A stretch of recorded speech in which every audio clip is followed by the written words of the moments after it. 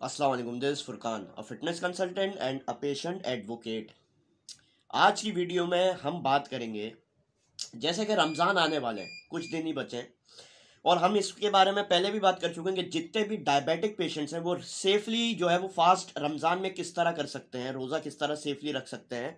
उनको जो है वो आने वाले वक्तों में जो है वो हम सीरीज़ भी स्टार्ट कर रहे हैं रमज़ान के पहले दिन से, कि किस तरह जो है वो आप सेफली फास्ट कर सकते हैं और अपने डायबिटिक कॉम्प्लिकेशंस को रिवर्स कर सकते हैं। आज मैं इस बारे में बात करूंगा कि जितने भी फैटी लिवर के मरीज़ हैं, जितने भी पेशेंट्स हैं, उनके लिए अपॉर्चुनिटी है Ramzan to live reverse fatty liver disease. जितने भी फैटी लिवर डिजीज की वजह से आपके अंदर कॉम्प्लिकेशंस हैं, उनको जो है आप फास्टिंग के जरिए किस तरह रिवर्स कर सकते हैं। फैट जो है लिवर के ऊपर, उसको किस तरह रिवर्स कर सकते हैं। साइंटिफिक और ऑथेंटिक इन्फॉर्मेशन इस वीडियो में मैं आज आपको देने वाला हूं, क्योंकि हम आहिस्ता आहिस्ता जो है वो पहले रमज़ान से एक पूरी प्लेलिस्ट शुरू कर रहे हैं जिसमें सारे क्रोनिक डिजीजेस जो है वो रमज़ान में किस तरह आप ओवरकम कर सकते हैं और किस तरह जो है वो फास्टिंग जो है वो कितनी हेल्पफुल है in managing chronic diseases.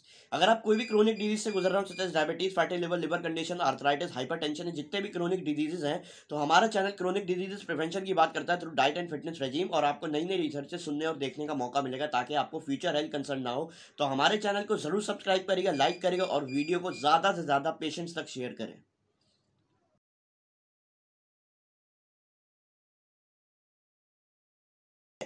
The question is कि रमज़ान फास्टिंग आपका फैटी लिवर जो है वो रिवर्स कर सकती है। पहले ये बात सुने उसके बारे में, उसके बाद फिर मैं आगे आपको डिटेल में बताऊंगा। देखिए, ये क्वेश्चन बहुत ज़्यादा कॉम्प्लेक्स है। मेरे से बहुत ज़्यादा फैटी लिवर के पेशेंट्स ने ये रिक्वेस्ट करी थी कि रमज़ान एक अपॉर्चुनिटी हमारे लिए, और आप बताएं किस तरह हम सेफली जो है वो रिवर्स कर सकते हैं फैटी लिवर। ये एक बहुत कॉम्प्लेक्स क्वेश्चन है, लेकिन इसमें एक ग्रोइंग एविडेंस रिसर्चर्स के मुताबिक ये है कि रमज़ान में टू द एक्सटेंट आप फैटी लिवर डिजीज रिवर्स कर सकते हैं। अब देखें, कुछ मैकेनिज्म्स हैं जो आप समझ लें, आपके लिए बहुत ज़्यादा फायदेमंद है। बात उसके बाद फिर हम आगे बात करेंगे कि आपको प्रिकॉशंस क्या लेनी है रमज़ान फास्टिंग में, इफ्तार और सहरी में, डाइटरी प्रिकॉशंस जो कि आपको मदद करें। सबसे पहले मैकेनिज्म समझ लें फास्टिंग का फैटी लिवर के ऊपर।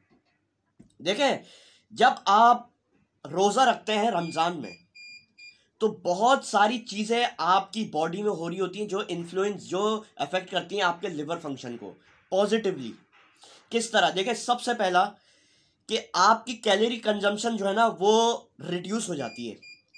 वो जब रिड्यूस होती है तो देखिए आपकी बॉडी जो है ना, जब आप कैलोरी रिस्ट्रिक्ट कर देते हैं रमज़ान के दौरान, आप 17-18 घंटे कोई कैलोरी कंज्यूम नहीं कर रहे, कोई कैलोरी इंटेक नहीं कर रहे, तो आपकी बॉडी जो है ना, वो नेचुरली बॉडी का प्रोसेस है कि वो फोर्स करती है आपकी बॉडी जो आपके एक्सेस ग्लाइकोजन स्टोर्स हुए हैं ना आपकी बॉडी में, उनको एनर्जी के तौर पे रिलीज करना, ताकि आपको जो है वो एनर्जी देता रहे और आप जो है वो कैलोरी इंटेक नहीं कर रहे तो आपको एनर्जी मिलती रहे।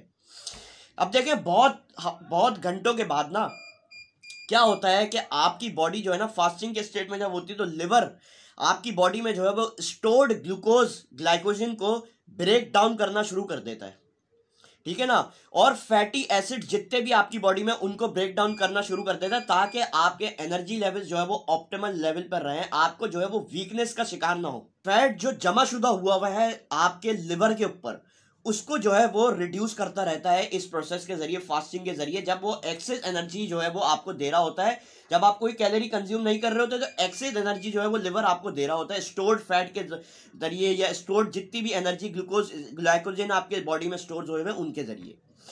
अब देखें, सबसे पहले ये चीज जो है ना वो प्रमोट करती है फास्टिंग के दौरान insulin sensitivity. Fatty liver, diabetes, hypertension, जितने भी क्रोनिक डिजीजेस हैं, उनका एक ही कल्प्रिट है, इंसुलिन रेजिस्टेंस।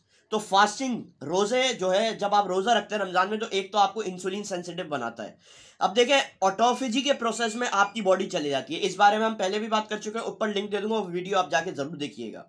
देखें, ऑटोफेजी बॉडी का एक नेचुरल प्रोसेस है जिसमें आपकी बॉडी जो है ना वो क्लीन करती है आपके डैमेज सेल्स को और रीजेनरेट करती है नए सेल्स को। जितनी आपकी बॉडी में क्लीनिंग होगी जब आप कैलोरी इंटेक नहीं कर रहे उसके दौरान, वो बहुत ज्यादा फायदेमंद है आपके लिए to reverse fatty liver disease. Fatty liver की वजह से जितने भी टॉक्सिन्स आपकी बॉडी में है ना, उनको जो है वो किल करता है ऑटोफेजी का प्रोसेस, जब आप कोई कैलोरी इंटेक नहीं कर रहे होते, और जो है वो फिर आपके डैमेज सेल्स को जो है वो रीजेनरेट कर रहा होता है, नए सेल्स आपके बनते हैं। उसके बाद जो है वो ये प्रोसेस आपकी बॉडी में इन्फ्लेमेशन को कम करता है और जो है वो लिवर सेल जितने भी डैमेज है उनको जो है वो रिपेयर करता है। इन्फ्लेमेशन और ऑक्सीडेटिव स्ट्रेस की वजह से फैटी लिवर डिजीज आपको हुआ है। बहुत सारे लोग जो है वो गलती करते हैं, हालांकि उनको पता है कि फैटी लिवर हमें है, लेकिन फिर भी वो अफ्तार में बहुत ज़्यादा और सहरी में बहुत ज़्यादा जो है वो इसको देखते नहीं है डाइट को, हमें क्या लेनी चाहिए क्या नहीं, उसके बारे में हम आगे बात करते हैं। पहले ये समझ लें, साइंस समझ लें, कुछ रिसर्चेज आपके सामने रखता हूँ फैटी लिवर की और फास्टिंग की साइंस। देखिए, एक स्टडी पब्लिश हुई थी जर्नल लिवर इंटरनेशनल में।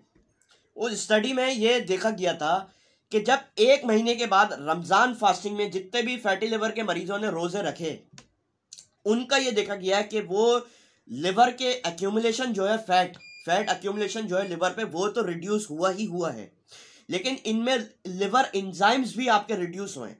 ALT और AST ये एंजाइम्स हैं जो कि लिवर एंजाइम जो है वो रिड्यूस हुए हैं। और इसमें इस स्टडी में ये देखा गया कि इंसुलिन सेंसिटिविटी बढ़ी है आपके, और विस्करल फैट में जो है वो रिडक्शन आई है। विस्करल फैट जो होता है वो ये होता है कि आपकी ऑर्गन्स के ऊपर जो फैट जमा हुआ होता है उसको बोलते हैं विस्करल फैट। और जैसे कि आपने देखा होगा कि आपकी स्किन के ऊपर जो फैट होता है वो होता है सबक्यूटेनियस फैट।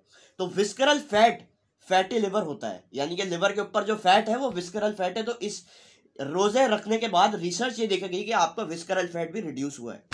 एक और रिसर्च देखी गई सेल मेटाबॉलिज्म में, उसमें यह देखा गया कि जितने भी जानवर जितने भी एनिमल्स हैं जिनको इंटरमिटेंट फास्टिंग पे रखा गया है, उनके जो है वो लिवर के ऊपर से फैट भी कम हुआ है और ऑक्सीडेटिव स्ट्रेस भी कम हुआ है। यानी कि ये रिसर्च जानवरों के ऊपर हो रही है, और एक नॉर्मल ह्यूमन बीइंग के ऊपर हो जाए तो वो कितना फायदा है फास्टिंग रमजान के रोजे आपके लिए।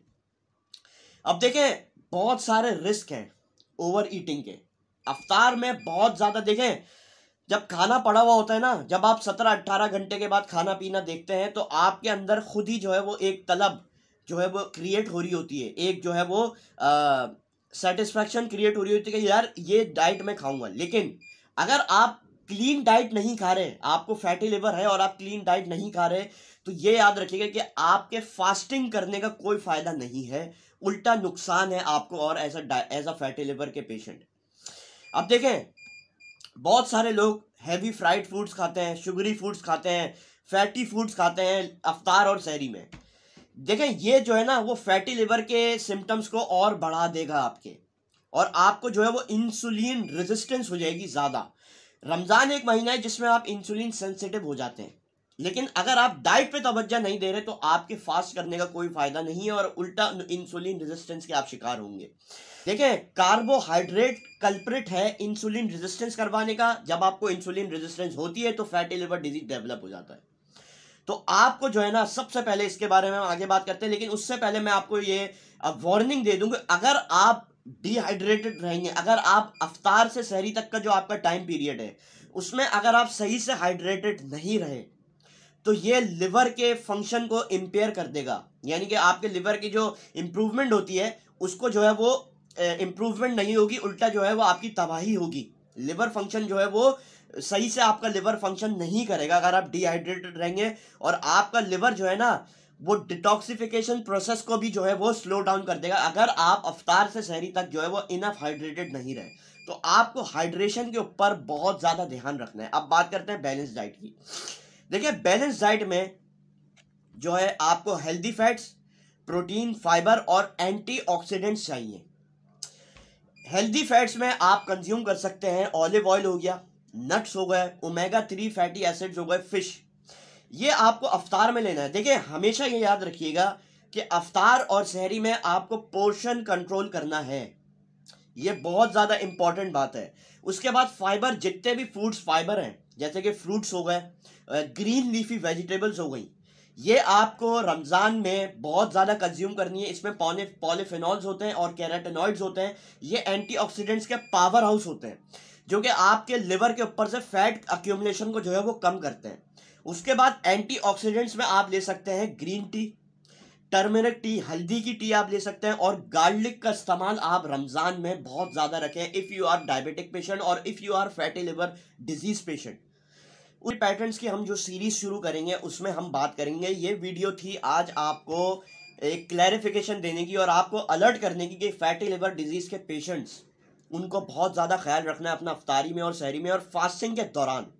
अब देखें, आपको इन सब चीज़ों के साथ साथ डाइटरी गाइडलाइंस के साथ साथ एक्सरसाइज करनी है फॉर 45 मिनट्स अ डे। और मैं आपको रेकमेंड करूंगा स्ट्रेंथ ट्रेनिंग। डिस्क्रिप्शन में लिंक दे दूंगा, वो वीडियो आप जाके ज़रूर देखिएगा कि स्ट्रेंथ ट्रेनिंग के क्या क्या फ़ायदे हैं आपको इंसुलिन सेंसिटिव बनाने के लिए।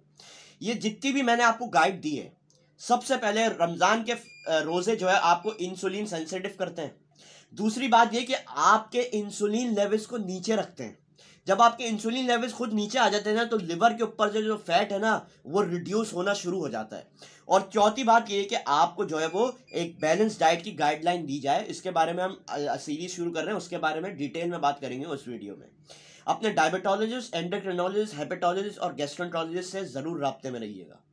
शुक्रिया।